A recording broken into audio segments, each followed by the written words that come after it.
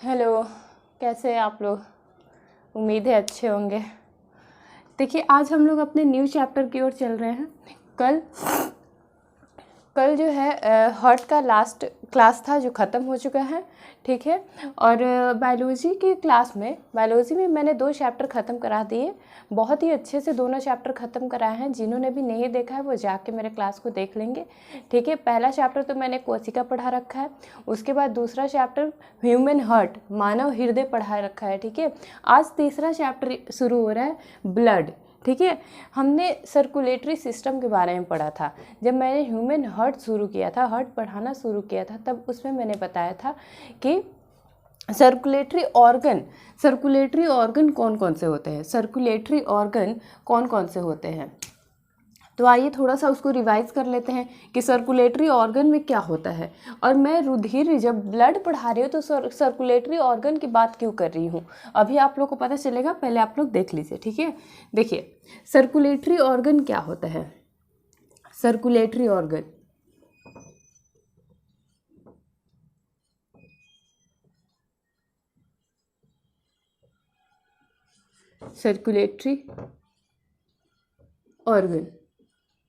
Circulatory organ में 3 part आते हैं।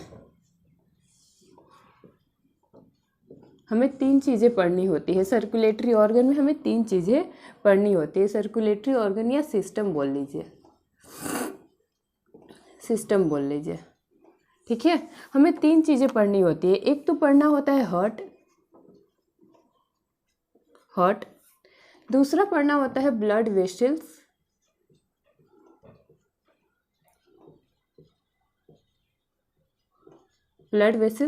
और तीसरा आता है ब्लड, ठीक है। ब्लड। तो सर्कुलेटरी सिस्टम मैंने शुरू किया, उसमें मैंने हार्ट पढ़ा दिया, ब्लड वेसल्स पढ़ा दिया, अब मुझे पढ़ाना है ब्लड, ठीक है। ये दोनों मैंने अपने क्लास में बहुत ही डिटेल में करा रखा है, बहुत ही ज़्यादा डिटेल में पढ़ाया है। तो आप जिन्होंने भी नहीं देखा है वो जाके मेरे क्लास में देख लेंगे, मेरे चैनल पे देख लेंगे, और चैनल को सब्सक्राइब कर लेंगे और बेल आइकन प्रेस कर देंगे ताकि उनको मेरे सारे क्लास के नोटिफिकेशन मिलती रहे, ठीक है। चलिए अब आगे चलते हैं, ब्लड के बारे में जानते हैं कि ब्लड क्या होता है, ठीक है। पहले तो हमने ये जान लिया कि ब्लड क्या है, एक सर्कुलेटरी ऑर्गन है। क्या है? एक सर्कुलेटरी ऑर्गन है। सर्कुलेटरी ऑर्गन का मतलब क्या हो गया कि ऐसी जो ऑर्गन्स है जो सर्कुलेट करते हैं हमारे बॉडी में। जैसे हार्ट है, हार्ट क्या करता है, ब्लड को पंप करता है, सर्कुलेट करवाता है, ब्लड के सर्कुलेशन में हेल्प करता है, इसलिए वो किस में आता है, ब्लड सर्कुलेशन में आता है, सर्कुलेटरी सिस्टम में आता है, ठीक है। सर्कुलेटरी सिस्टम में आता है। ब्लड भी किस में आता है, सर्कुलेटरी सिस्टम में, ठीक है। मैंने ब्लड वेसल्स पढ़ा दिया है, मैंने हार्ट पढ़ा दिया है। अब तीसरे पार्ट पे हम लोग आते हैं ब्लड। ये पूरा एक चैप्टर है, ठीक है। अगर हमारे बॉडी में कहीं भी कट लग जाता है, तो एक रेड लिक्विड निकलता है, वही होता है ब्लड, ठीक है, रक्त। तो सबसे पहला पॉइंट हमने ये जाना कि ये क्या है, एक सर्कुलेटरी ऑर्गन है।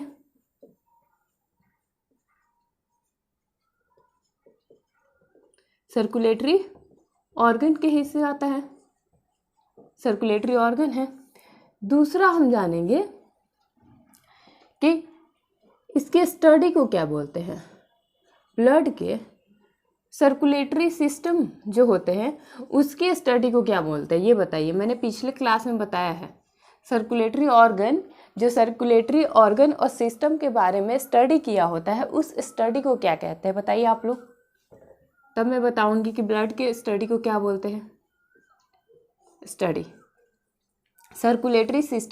सर्कुलेटरी ऑर्गन या सिस्टम। मैंने अपने हार्ट वाले चैप्टर में बताया है इस बात को। तो बताइए आप लोग, क्या होता है सर्कुलेटरी ऑर्गन या सिस्टम के स्टडी को क्या बोलते हैं। एनीवन?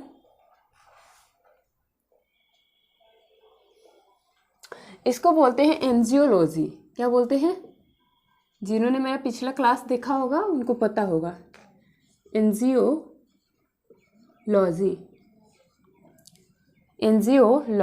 ठीक है, angiology.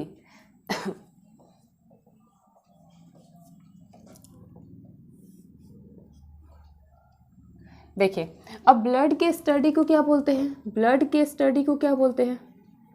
Study of blood, study of blood, यहाँ से लिख लीजिए, स्टडी ऑफ ब्लड। मेरा गला थोड़ा सा बैठ गया है सर्दी की वजह से, तो प्लीज़ आप लोग थोड़ा मेकअप कर लेंगे। देखिए, स्टडी ऑफ ब्लड, ब्लड के स्टडी को क्या बोलते हैं? तो इसको बोलते हैं हेमेटोलॉजी। हेमेटोलॉजी क्या बोलते हैं? हेमेटोलॉजी। हेमेटोलॉजी, ब्लड के स्टडी को क्या बोलते हैं? हेमेटोलॉजी। हेमेटोलॉजी। अब बताइए कि जो स्पेशलिस्ट होते हैं, जो स्पेशलिस्ट होते हैं यानी जो डॉक्टर होते हैं, जो ब्लड के बारे में पढ़े होते हैं, जो पूरा ब्लड के बारे में पढ़े होते हैं, जो पढ़े होते हैं, यानी हमें अगर ब्लड से संबंधित कोई रोग हो जाए, कोई ब्लड से संबंधित रोग हो जाए, तो हम किसके पास जाएंगे? फिजिशियन के पास जाएंगे। किसके पास जाएंगे बताइए आप लोग? क्या कार्डियोलॉजिस्ट के पास जाएंगे? नहीं, हम किसके पास जाएंगे? ब्लड स्पेशलिस्ट के पास।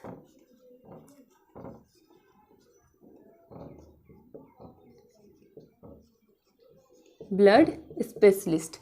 और ब्लड स्पेशलिस्ट को क्या बोलते हैं? हेमेटोलॉजिस्ट।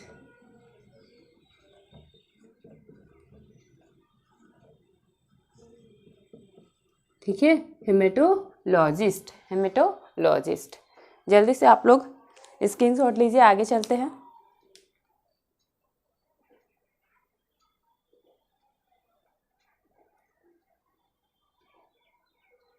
देखिए, एक छोटा सा सिंपल सा परिभाषा जानिए, ब्लड का क्या होता है? परिभाषा, वैसे तो एग्जाम में परिभाषा नहीं पूछता, लेकिन फिर भी अगर नॉलेज के लिए आप जानना चाहें तो जान सकते हैं।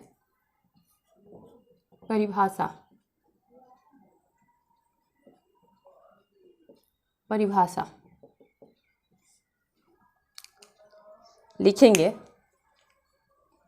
रक्त एक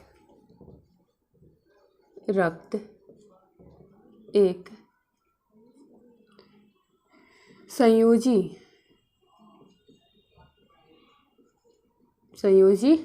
उत्तक है। उत्तक है, ठीक है, संयोजी उत्तक है। जब भी पूछे कि रक्त क्या होता है, ब्लड क्या होता है, तो वो क्या होता है? उत्तक होता है। क्या होता है? उत्तक होता है। उत्तक किसे कहते हैं मैम? अब आता है कि उत्तक किसे कहते हैं। तो बहुत सारे सेल्स के समूह को, बहुत सारे सेल्स के समूह को क्या कहते हैं? उत्तक कहते हैं। बहुत सारे सेल्स के समूह को क्या कहते हैं? उत्तक कहते हैं। मतलब पहले हमारे बॉडी में क्या बनता है? पहले हमारे बॉडी में बनता है कोशिका। कोशिका, फिर क्या बनता है? उत्तक। फिर क्या बनता है? उत्तक। उत्तक के बाद क्या बनता है बताइए?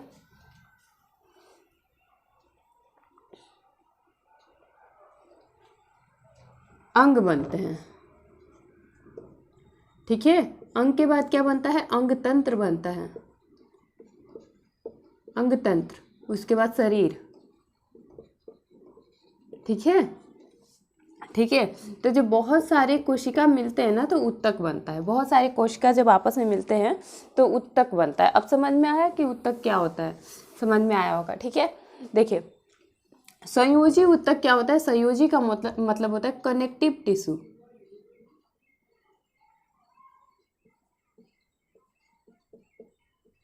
कनेक्टिव टिश्यू,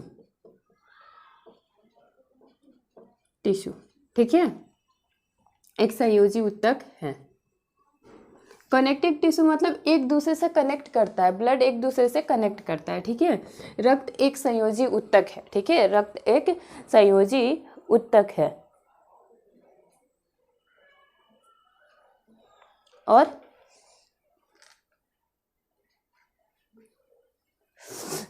रक्त एक संयोजी उत्तक है जो शरीर के सभी अंगों को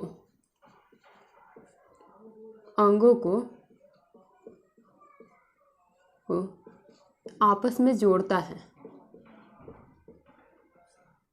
में जोड़ता है, आपस में जोड़ता है।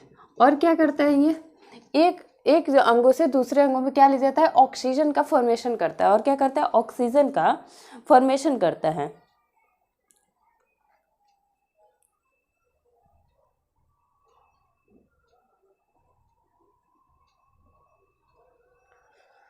और क्या करता है, रुधिर का प्रमुख कार्य क्या है बताइए। देखिए, रक्त एक संयोजी ऊतक है जो शरीर के सभी अंगों को आपस में जोड़ता है। जो सभी रक्त क्या करता है, सारे बॉडी में फ्लो करते रहता है, ट्रांसफॉर्मेशन का काम करता है। क्या है, ट्रांसफॉर्मेशन का काम करता है। ये ब्लड जो है सारे बॉडी में घूमता रहता है, सर से लेके पाँव तक, सर से लेके पाँव तक क्या होता है, ये फ्लो करता रहता है। रुधिर का प्रमुख कार्य क्या है, जिसे जब मैंने हार्ट पढ़ाया था तो उसमें बताया था कि रुधिर क्या करता है, रुधिर में हमारे क्या होता है, ब्लड फ्लो करता है। और रुधिर के सहारे ही क्या होता है, ऑक्सीजन का फॉर्मेशन होता है। ठीक है, तो रुधिर का प्रमुख कार्य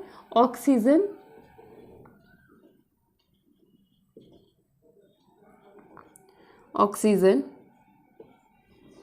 और खनिज तत्व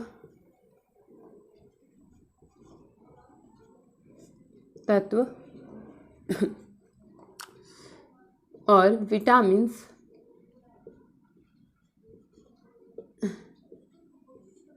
का परिवहन करना है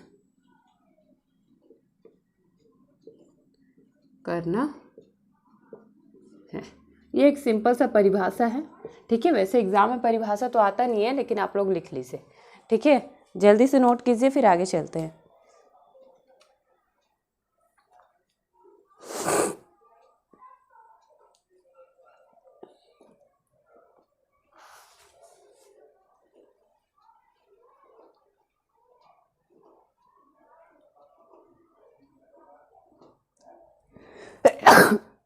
सॉरी, देखिए रुधिर में होता क्या क्या है। अब तो ये जानेंगे हम लोग कि रुधिर में क्या क्या होता है। रुधिर में क्या क्या होता है, ध्यान से समझिए आप लोग। देखिए, पहले तो रुधिर में होता है O2, CO2 होता है। O2 और CO2 का फॉर्मेशन करता है ना, रुधिर के सहारे ही तो O2 हमारे फेफड़ों तक आता है और CO2 का फॉर्मेशन हमारे वेंस में होता है। ठीक है, O2 कहाँ ब्लड के साथ फ्लो करता है, O2 कहाँ, धमनियों में। और CO2 ब्लड के साथ कहाँ फ्लो करता है, हमारे वेंस में। ठीक है, इसके बाद इसमें होता है आयंस। देखिए, ब्लड में बता रही हूँ कि क्या क्या होता है। ठीक है, ब्लड में क्या क्या होता है, हमारे रक्त में क्या क्या होता है। एक तो O2 होता है, एक CO2 होता है, आयंस होता है। इसके बाद होता है खनिज तत्व। ठीक है, इसके बाद क्या होता है, बताइए आप लोग। और कुछ होता है,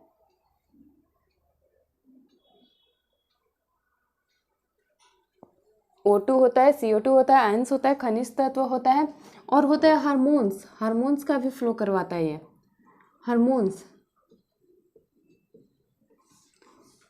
हार्मोन्स। इसके बाद क्या होता है, पोषक तत्व, न्यूट्रिएंट्स, पोषक तत्व। पहला क्या है, O2, दूसरा क्या है, CO2, तीसरा आयंस, चौथा खनिज तत्व, पांचवा हार्मोन्स, छठा पोषक तत्व होते हैं, और चौथा होता है जल और मूत्र, यूरिन भी होता है। हमारे ब्लड में यूरिन भी होता है। ठीक है, यूरिन भी होता है। यानी कितनी चीज़ें हैं हमारे ब्लड में, पहला तो O2 है, दूसरा CO2 है, तीसरा आयंस है, हमारे ब्लड में क्या है, आयंस भी है, चौथा क्या है, खनिज तत्व है, मिनरल्स है, इसके बाद 5वां नंबर में क्या है, हार्मोन्स है, छठे में पोषक तत्व है, और 7वें नंबर में क्या है, जल भी है और यूरिन भी है, मूत्र भी है। ठीक है, आगे चले।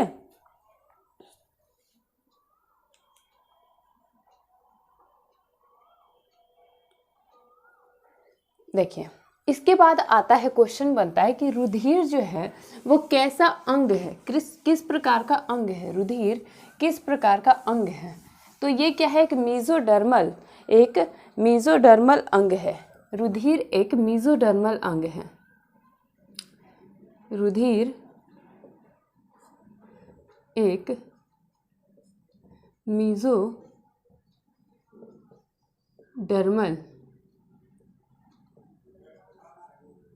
मीजोडर्मल अंग है।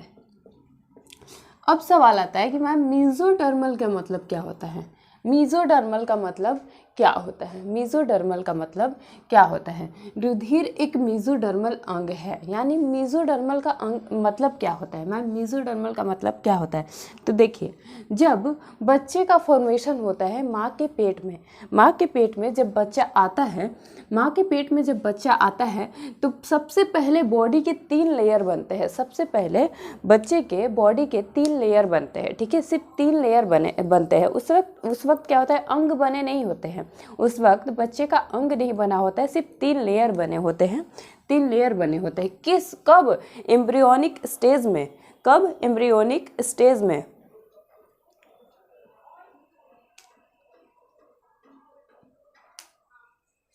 देखिए, लिखेंगे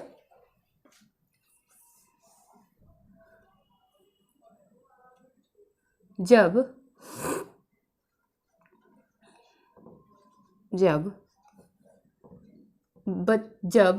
बच्चा भ्रूणीय अवस्था में होता है,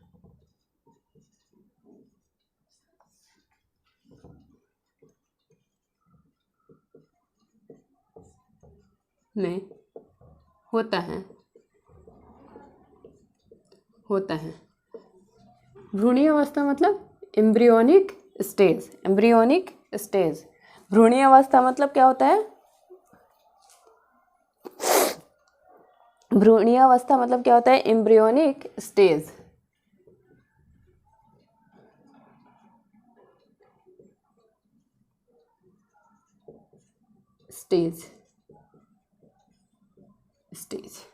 ठीक है, एम्ब्रियोनिक स्टेज। जब बच्चा भ्रूणीय अवस्था में होता है तो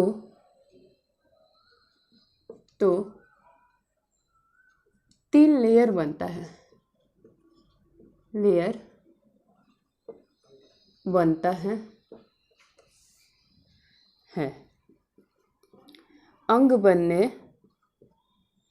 अंग उन्हीं लेयरों से मिलकर बनता है, उन्हीं लेयरों से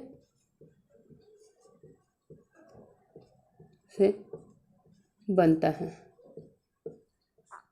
देखिए, सबसे पहले क्या होता है, जब बच्चा माँ के पेट में होता है, पेट में होता है, एम्ब्रियोनिक स्टेज में होता है, भ्रूणीय अवस्था में होता है, तो क्या होता है, बच्चे की 3 लेयर बनते हैं, केवल 3 लेयर बनते हैं। उस समय बॉडी नहीं बनी होती है, बॉडी की कोई भी संरचना, कोई भी अंग नहीं बना होता है, सिर्फ 3 लेयर बनी होती है। इस तरह से 3 लेयर बनी होती है, पहला लेयर, दूसरा लेयर, ये तीसरा लेयर।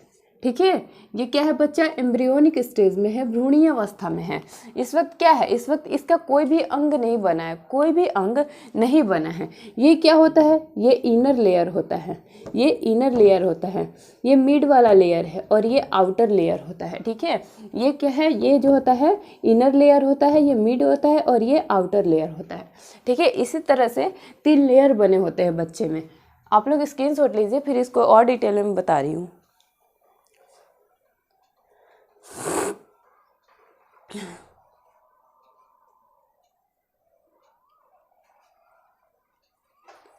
चलिए, हो गया। देखिए,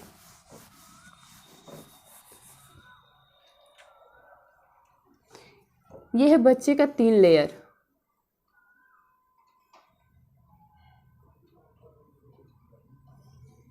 कि कौन से बच्चे का? वो बच्चा जो अभी माँ के पेट में है, जिसका अंग का अभी फॉर्मेशन नहीं हुआ है, जिसका अंग नहीं बना है। ठीक है, ये है 3 लेयर, बच्चे का 3 लेयर है ये। ठीक है, पहला लेयर को कहते हैं, पहले लेयर जो है ये इनर लेयर, ये वाला लेयर अंदर वाला, इसको कहते हैं हम इंडोडर्म।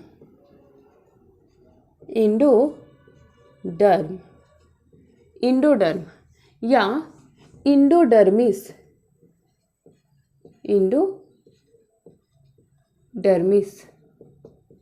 इंडोडर्मिस।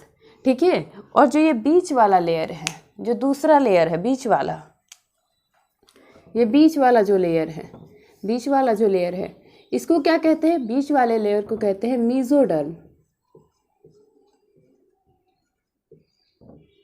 मीजोडर्म या मीजोडर्मिस।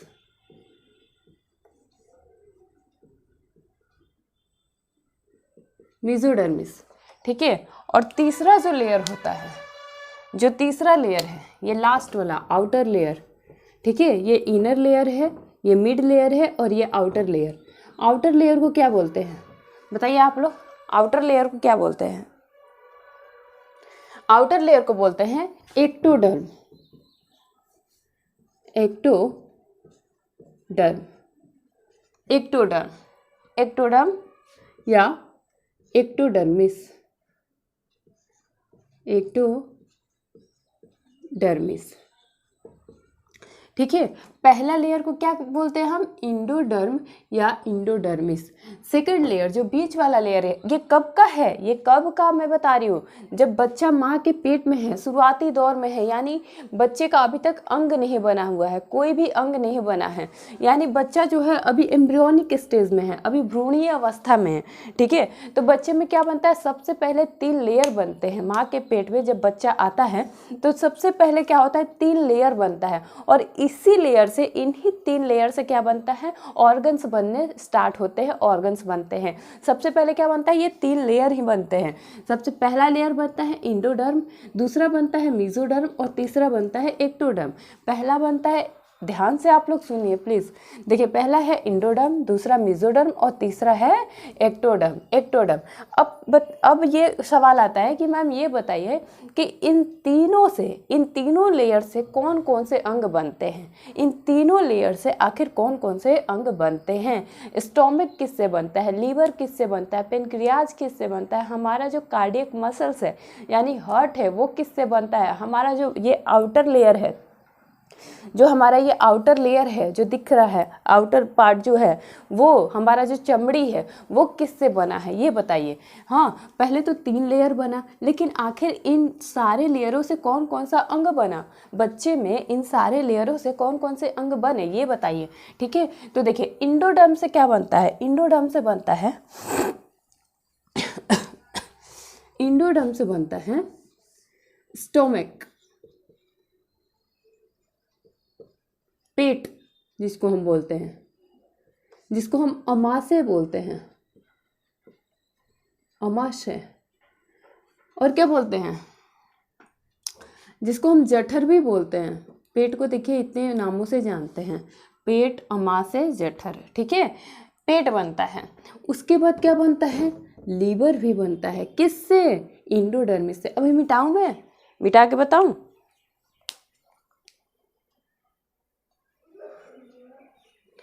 देखिए, अभी ये दोनों मैं मिटा रही हूँ। अब इनसे कौन कौन से अंग बनते हैं ये मैं बता रही हूँ। ठीक है, कौन कौन से अंग बनते हैं? इंडोडर्म से कौन कौन सा अंग बनता है? तो इंडोडर्म से बनने वाला अंग है, इंडोडर्म से बनने वाला अंग है, पहला तो है स्टोमक। स्टोमक हिंदी क्या होता है? पेट। और क्या होता है? अमाशय। अमाशय। और क्या इसको बोलते हैं? जठर। जठर। ठीक है, पेट को क्या बोलते हैं? जठर भी बोलते हैं। ठीक है, ये तो पहला हो गया। दूसरा क्या है? दूसरा है लंग्स। बच्चे में लंग्स भी बनता है, वो किससे बनता है? इंडोडर्मिस वाले लेयर से। इंडोडर्मिस वाले लेयर से क्या बनता है? देखिए इसको हिंदी में भी हम एंडोडर्मिस ही बोलते हैं। एंडोडर्म।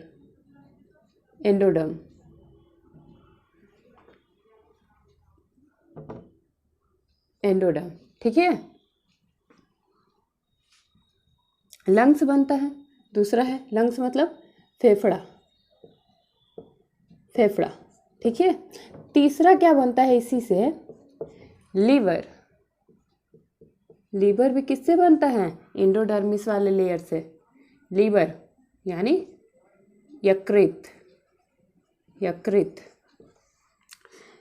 चौथा क्या बनता है इससे? पेनक्रियाज। पेनक्रियाज यानी अग्नाशय। इसी से बीटा हार्मोन क्या होता है? रिलीज होता है। जब पाचन तंत्र पढ़ाऊंगी तब बताऊंगी, ठीक है।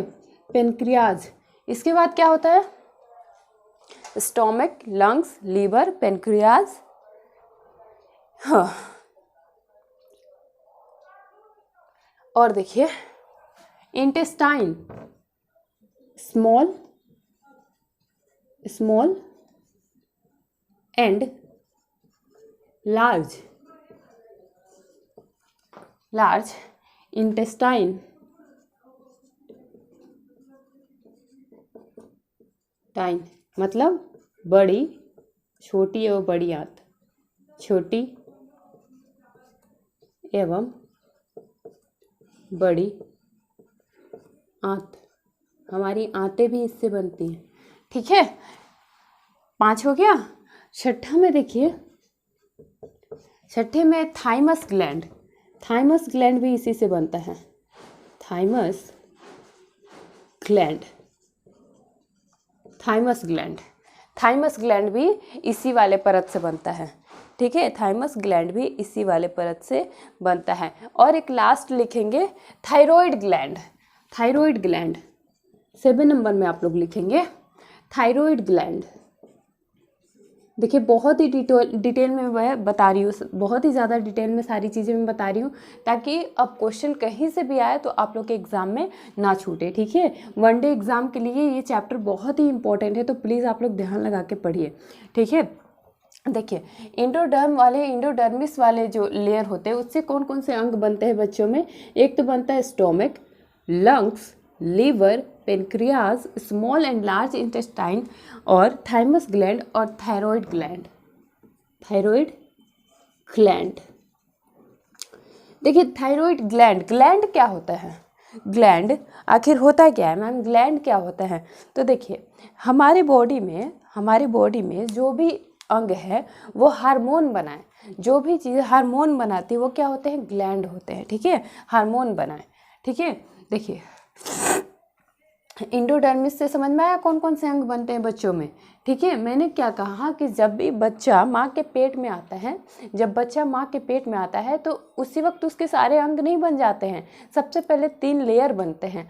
पहला लेयर क्या होता है? इनर लेयर को बोलते हैं इंडोडर्म, बीच वाले लेयर को बोलते हैं हम मेसोडर्म, और जो लास्ट वाला आउटर लेयर होता है उसको बोलते हैं एक्टोडर्म। एक्टोडर्म। अब इन्हीं 3 लेयरों से क्या होता है? बच्चों में अंग बनना स्टार्ट होता है। इन्हीं 3 लेयरों से क्या होता है? बच्चों में अंग बनना स्टार्ट हो जाता है, शुरू हो जाता है। तो इंडोडर्मिस वाले से कितने अंग बनते हैं?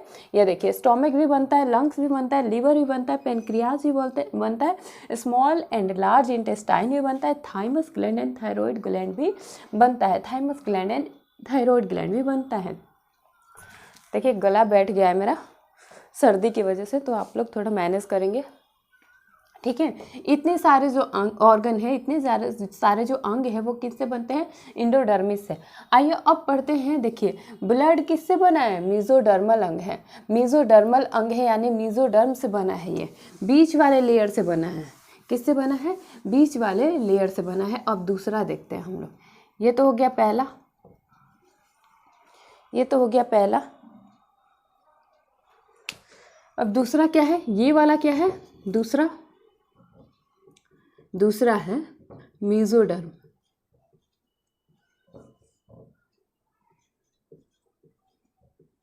मेसोडर्म या मेसोडर्मिस।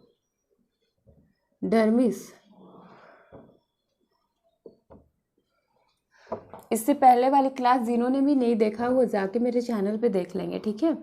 बहुत ही डिटेल में मैंने चैप्टर करा रखा है हार्ट और सेल। आज तीसरा चैप्टर स्टार्ट किया है मैंने ब्लड, ठीक है। और ब्लड भी बहुत ही डिटेल में बताऊंगी, जैसे मैंने पिछले अपने सारे क्लासेस इतने सारे डिटेल्स में बताए, वैसे ही ब्लड को भी बहुत ही डिटेल में लेके चलूँगी। आपका वनडे एग्ज़ाम में कहीं से भी यहाँ से क्वेश्चन बन जाए वो नहीं छूटेगा, ठीक है, नहीं छूटेगा। देखिए मेसोडर्म या मेसोडर्मिस बोलते हैं,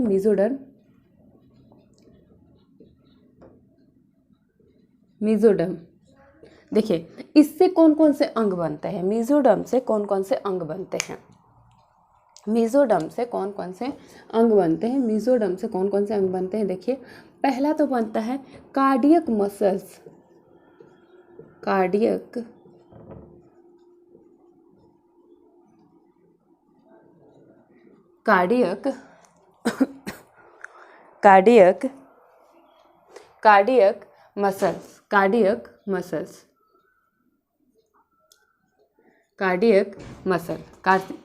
मसल। देखिए मैंने पिछले क्लास में कहा था कि जहाँ भी आप कार्डिया वर्ड देखें, जहाँ भी आप कार्डिया वर्ड देखें उसको सीधे सीधे आप जोड़ लें किससे, ह्यूमन हार्ट से आप जोड़ें। कार्डिया वर्ड को किससे जोड़ेंगे, हार्ट से जोड़ेंगे। यानी कि जो हार्ट वाली जो मांसपेशी होती है, मैंने क्या बताया था कि हृदय जो होती है वो मांसपेशीय अंग है। हृदय क्या होती है, मांसपेशीय अंग होती है, उसमें कोई हड्डी नहीं होती, ठीक है। उसमें हृदय में कोई हड्डी नहीं होती, केवल मांसपेशी होती है, मसल्स होते हैं, केवल मसल्स होते हैं। मसल्स की एक संरचना बनी हुई है हृदय, ठीक है। और हृदय के बारे में आप लोग को अभी इस क्लास में मैं कुछ भी नहीं बताने वाली, क्योंकि पिछले क्लास में मैंने 4-5 क्लास लिए हैं मैंने, और बहुत ही सारे डिटेल्स दिए हैं उसमें, तो आप लोग जाके देख लेंगे, ठीक है। आप लोग के एग्ज़ाम के लिए भी बिहार पुलिस का आया है वैकेंसी, तो उसके लिए काफ़ी इंपॉर्टेंट है। बिहार SI के लिए काफ़ी इंपॉर्टेंट है। SSC के थ्रू आप कोई भी एग्ज़ाम देते हो उसके लिए भी काफ़ी इंपॉर्टेंट है। BPSC के लिए भी इंपॉर्टेंट है, ठीक है। तो देखिए कार्डियक मसल, मेसोडर्म या मेसोडर्मिस से क्या बनता है, इस बीच वाले परत से क्या बनता है, कार्डियक मसल्स बनता है। कार्डियक मसल्स बनता है यानी हृदय की पेशी बनती है, हृदय पेशी। ये पहला हो गया।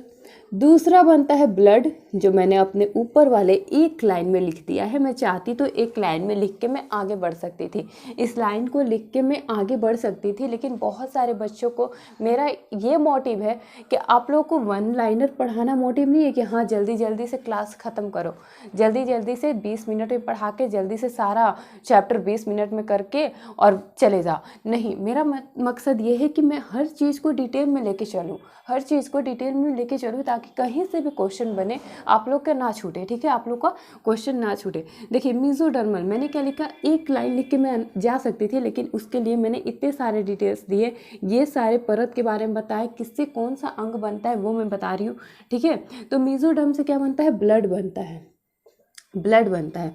और क्या बनता है, जो स्मूथ मसल्स होते हैं हमारी बॉडी में, जो स्मूथ मसल्स होते हैं वो भी किससे बनते हैं, मेसोडर्म से। स्मूथ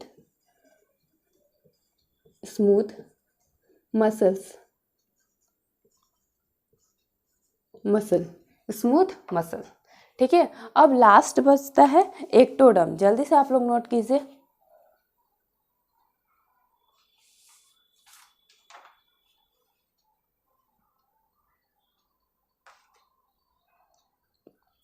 चलिए लास्ट है आउटर लेयर, जो है सबसे आउटर लेयर,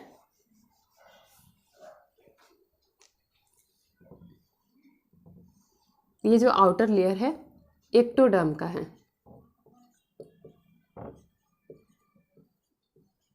एक्टोडर्म या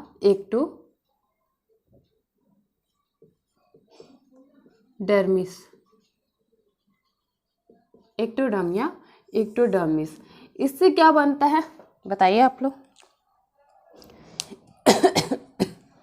इससे बनता है हमारी बॉडी का आउटर लेयर, हमारी बॉडी का आउटर लेयर यानी हमारे स्किन, हमारा स्किन। सबसे बड़ा अंग कौन सा है? जब क्वेश्चन आए कि सबसे बड़ा अंग कौन सा है, तो सबसे बड़ा अंग क्या होता है? हमारा स्किन, हमारा स्किन। सबसे बड़ा अंग क्या होता है? स्किन। तो इसको लिखेंगे आउटर स्किन, आउटर स्किन। ठीक है, एक्टोडर्म से क्या बनता है? Outer skin. जल्दी से लिखिए।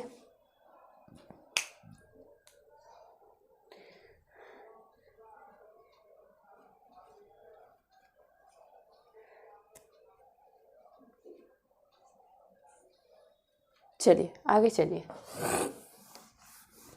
अब आगे जानिए।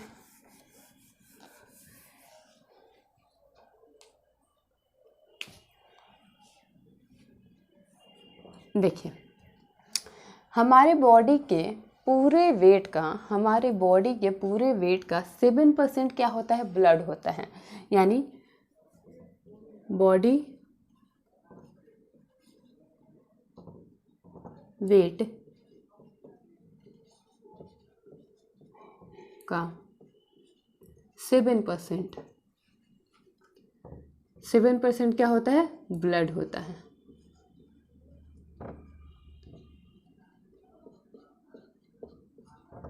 हमारे शरीर के भार का 7% क्या होता है? ब्लड होता है। बॉडी वेट का 7% क्या होता है? ब्लड होता है। यानी अगर हमारा वेट जो है वो 60 kg का है, 60 kg का है, तो 60 kg में 7% क्या होगा? ब्लड होगा। हमारे बॉडी में 60 kg के 7% क्या होगा? ब्लड होगा। ठीक है। मेल में कितना ब्लड होता है? मेल, नर के शरीर में कितना ब्लड होता है और फीमेल के शरीर में कितना ब्लड होता है, ये जानिए। कितना होना चाहिए? एक मेल के शरीर में, एक स्वस्थ मानव, एक स्वस्थ मनुष्य के शरीर में कितना ब्लड होना चाहिए? ये होना चाहिए 5 से 6 लीटर। और फीमेल में होना चाहिए 4 से 5 लीटर। ठीक है। एक स्वस्थ नर, एक स्वस्थ आदमी, एक स्वस्थ पुरुष के शरीर में कितना ब्लड होना चाहिए? कितना ब्लड होना चाहिए? एक तो पूरे वेट का 7% ब्लड होना चाहिए, पूरे वेट का 7% ब्लड होना चाहिए। लेकिन लीटर में अगर बोले तो एक स्वस्थ मनुष्य में तो दोनों आ जाएगा, हम बोलेंगे स्वस्थ पुरुष के शरीर में कितना होना चाहिए? 5 से 6 लीटर, 5 से 6 लीटर। और फीमेल एक स्वस्थ जो महिला होती है उसके शरीर में कितना ब्लड होना चाहिए? 4 से 5 लीटर, 4 से 5 लीटर। ठीक है। अब सवाल आता है कि मैम पुरुषों में ज़्यादा क्यों है और महिलाओं में कम क्यों है? पुरुषों में ज़्यादा क्यों है और महिलाओं में कम क्यों है? तो मैंने क्या बताया? अभी सबसे ऊपर वाले लाइन में मैंने लिखा कि बॉडी वेट का 7% क्या होता है? ब्लड होता है। हमारे बॉडी वेट का 7% क्या होना चाहिए? ब्लड होना चाहिए। यानी हमारे सोसाइटी में देखा गया है कि जो महिलाओं का वेट होता है वो पुरुषों से कम होता है, महिलाओं का वेट पुरुषों से कम होता है। जो काफ़ी कोई महिला होती है जो मोटी होती है, लेकिन वो तो एक्सेप्शन में है ना। लेकिन ज़्यादातर ऐसा ही देखने को मिलता है कि जो पुरुष का वेट होता है वो महिलाओं से ज़्यादा होता है, जो पुरुष का वेट होता है महिलाओं से ज़्यादा होता है। इसीलिए बॉडी वेट के हिसाब से जो पुरुषों में ब्लड होता है वो ज़्यादा होता है महिलाओं के मुकाबले। पुरुषों में ब्लड होता है ज़्यादा, किसके मुकाबले में? महिलाओं के मुकाबले में। ठीक है। अब आइए देखिए, अब लिखिए कि इसका पीएच कितना होता है? ब्लड का पीएच, यस, ब्लड का भी पीएच होता है। तो पीएच कितना होता है? हमारा ब्लड क्वेश्चन आता ही नहीं है, आया हुआ है। ठीक है, क्वेश्चन आया हुआ है बीपीएससी में भी यहाँ से कि पीएच कितना होता है, ब्लड का पीएच कितना होता है। और बीपीएससी नहीं, बहुत सारे एग्जाम में ये क्वेश्चन बना है। आप इसको most important question, important mark करेंगे। बहुत बार वनडे एग्जाम में ये क्वेश्चन आ चुका है कि ब्लड का पीएच कितना होता है, तो ये होता है 7.4। यानी कि ये अगर हमारा पोटेंशियल ऑफ हाइड्रोजन वाला स्केल है, ये स्केल है, तो हम क्या देखते हैं, ये 0, बीच में 7 आता है और यहाँ 14 आता है। यानी 7 से जो कम होते हैं, जिन चीज़ों का जो चीज़ें 7 से कम में आती हैं वो क्या होती हैं, अम्लीय होती हैं, अम्लीय। और जो 7 से ज़्यादा होती है वो क्या होती है, क्षारीय होती हैं। पढ़े हैं आप लोग? नहीं पढ़े हैं तो मैं जब केमिस्ट्री पढ़ाऊँगी उसमें आप लोगों को बताऊँगी, ठीक है। उसमें बताऊँगी कि क्या होता है पीएच स्केल। ठीक है, आगे चले।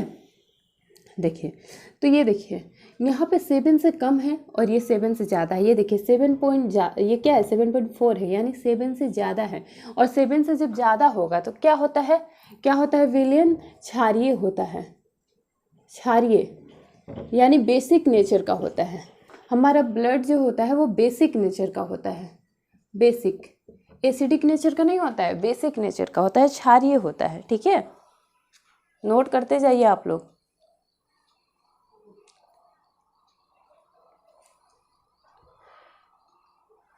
चलिए आगे चले।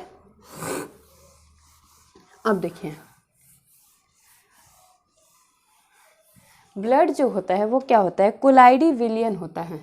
यह एक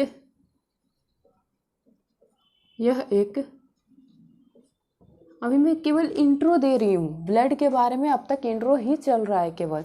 ठीक है, यह एक कोलाइडी विलियन है। कोलाइडी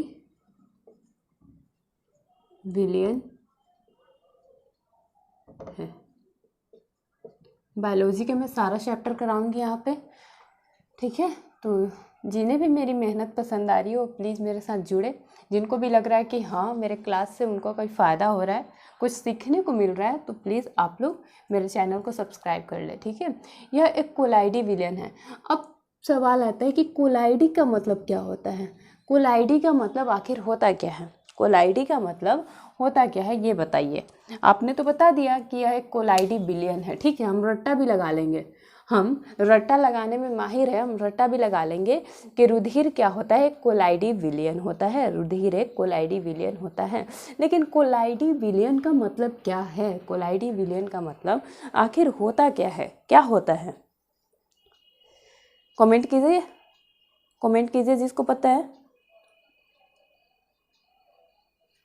देखिए मैं ही बता देती हूँ। देखिए, जिन पार्टिकल का जो साइज होता है, जिन पार्टिकल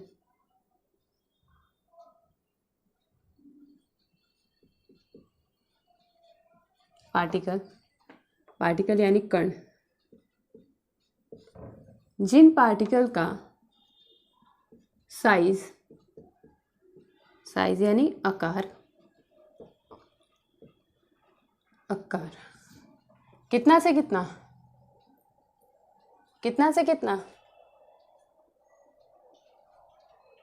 जिन पार्टिकल का साइज 1 नैनोमीटर से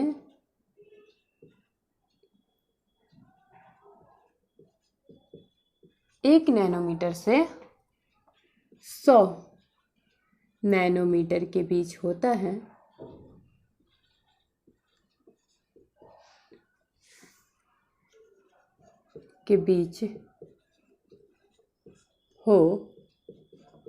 उसे क्या कहते हैं, उसे ही कहते हैं हम कोलाइडी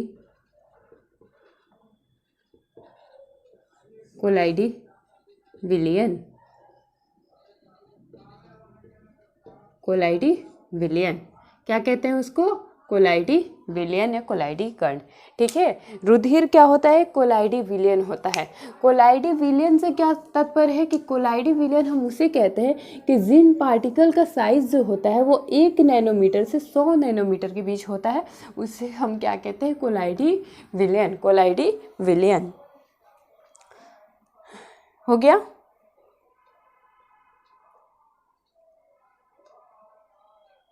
अब एक और लाइन लिखेंगे कि जो ह्यूमन ब्लड होता है, जो मानव का रुधिर होता है, ह्यूमन ब्लड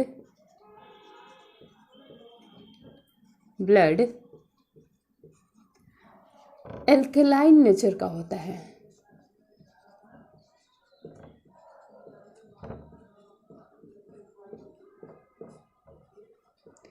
अब आप बोलोगे कि यार अजीब हो रहा है, अलग अलग आज वर्ड पढ़ने को मिल रहा है। एक तो कोलाइडी विलेन पढ़ लिए, उसके बाद एल्केलाइन पढ़ रहे हैं। एल्केलाइन का मतलब क्या होता है?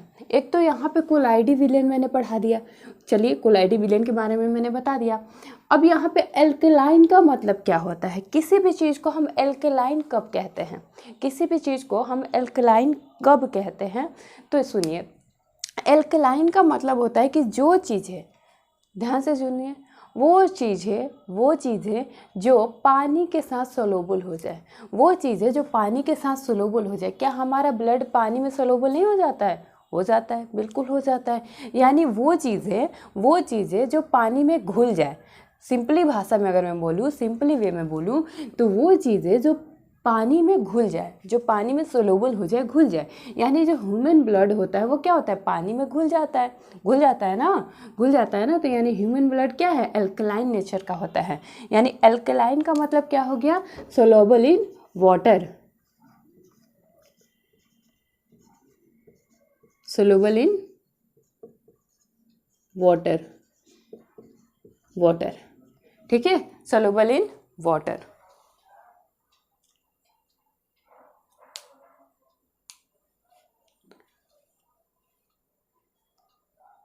चलिए तीसरा सुनिए।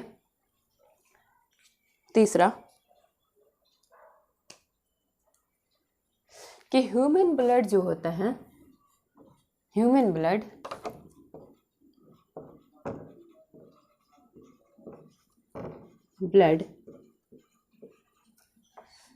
वो विस्कस नेचर का होता है।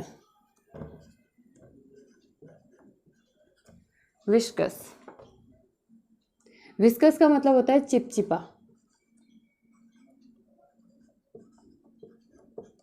ठीक है, चिपचिपा। ह्यूमन ब्लड विस्कस, चिपचिपा होता है, चिपचिपा होता है, ठीक है, चिपचिपा होता है। देखिए मानव रुधिर क्या होता है? कोलाइडी विलेन होता है, और क्या होता है? एल्कलाइन होता है, और क्या होता है? विस्कस होता है। ठीक है, ये इंट्रो चल रहा है अभी, नोट कीजिए आप लोग।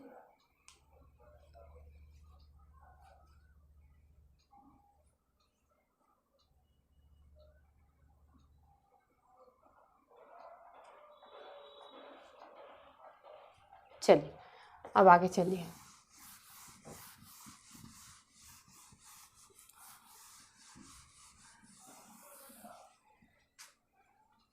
नेक्स्ट है कि ह्यूमन ब्लड कैसा होता है? ह्यूमन ब्लड रेड होता है।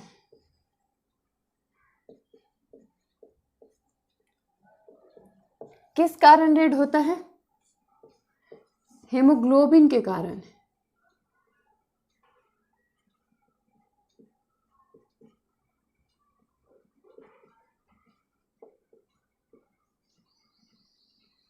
हेमोग्लोबिन वर्णक के कारण, ठीक है। हेमोग्लोबिन में क्या होता है? लोह धातु होता है,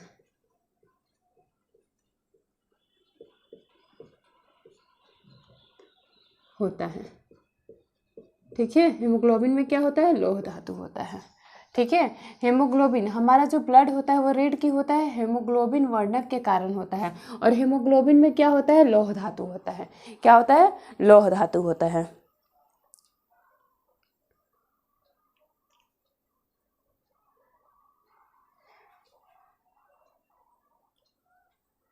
ठीक है, लोह धातु होता है।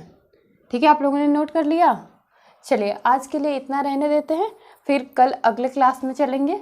कल हम लोग नेक्स्ट पढ़ेंगे, इसके बाद पढ़ेंगे। तो ठीक है, जो जिन्हें मेरी मेहनत पसंद आई हो प्लीज़ सब्सक्राइब कर ले, लाइक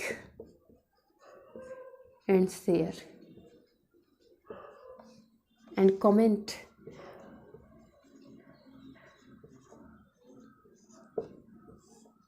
ओके, बाय।